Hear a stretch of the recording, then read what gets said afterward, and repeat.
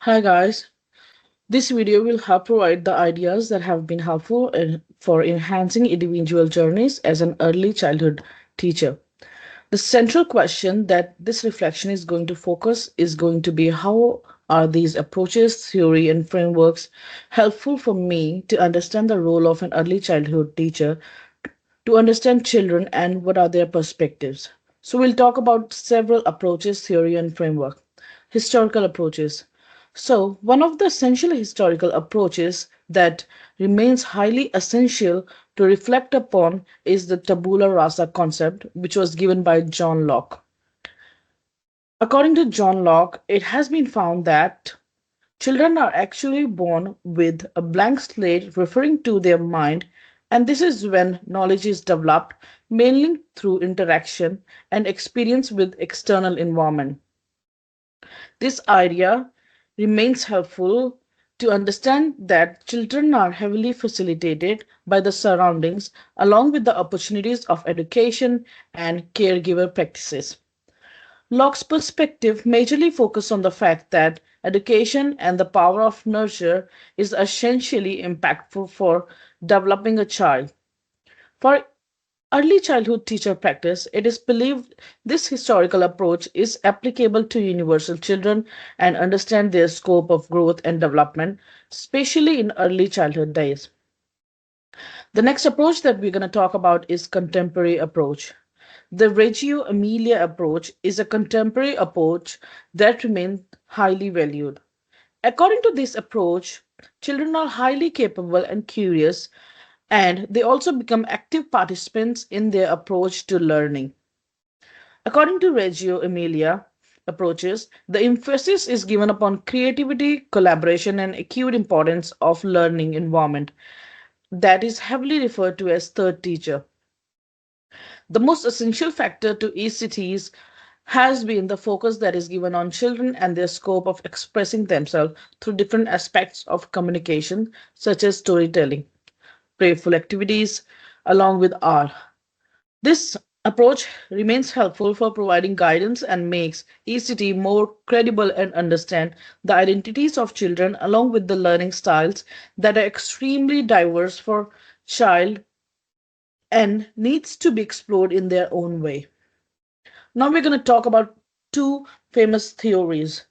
First one is cognitive development theory by Jean Piaget. So, according to Jean Piaget, cognitive development helps to explain about the progress of children through different stages of cognitive development. Piaget majorly emphasized on the fact that children are active learners and that they are able to construct through knowledge specifically driven by interaction associated with their environment. The theory has been helpful for ECT to understand the way children think and they eventually behave according to age group that they are associated with. This helps to recognize the perception of child psychology at different levels of development. Now I'm going to talk about sociocultural theory by Lev Vygotsky. So, according to this theory, Vygotsky mentioned that it's beneficial to understand the deep influence of cultural and social context and interaction, respectively. The central ideology of this theory is dependent on zone of proximal development that facilitates children to learn better, especially when they are guided by an adult or peer. It has been found that theory is extremely influential to focus on learning specification as an essential approach of collaboration with children. From the perspective of an ECD, this theory is considered to be more beneficial to provide encouragement and scaffolding opportunities for children that help them grow socially and culturally. Now I'm going to talk about two major frameworks. The first one is EYLF, which is called Early Years Learning Framework. So it is a national framework specified for early childhood education within Australia. So according to Australian Government Department of Education, perception the perception of this framework mainly considers five essential learning outcomes that include identity, well-being, community, communication, and learning.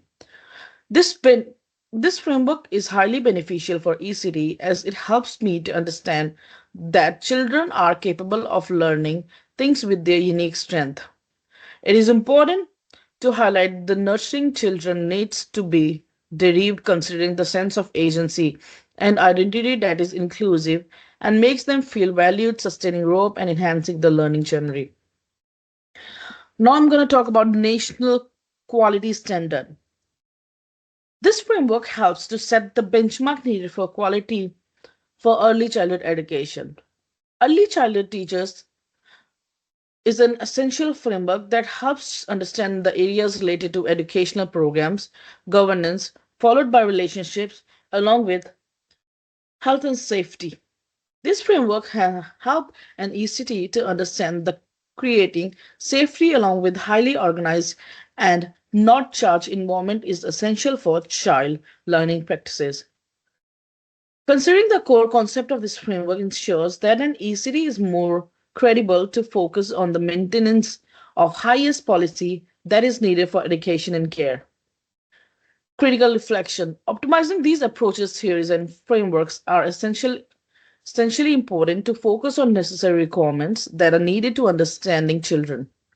The historical contemporary approaches remain helpful for the perspective of an ECT understanding the importance of agencies and the environment. The theoretical concepts further helps an ECT to unfold the scope of social interaction and active ways of exploring external things. The framework has been important for understanding the ideas, ideal practices, and standards that are supposed to be maintained, especially to become authentic early childhood teacher. In conclusion, I would like to say that all these perspectives have been collectively helpful for an ECD. They are highly beneficial to support children and also understand different aspects.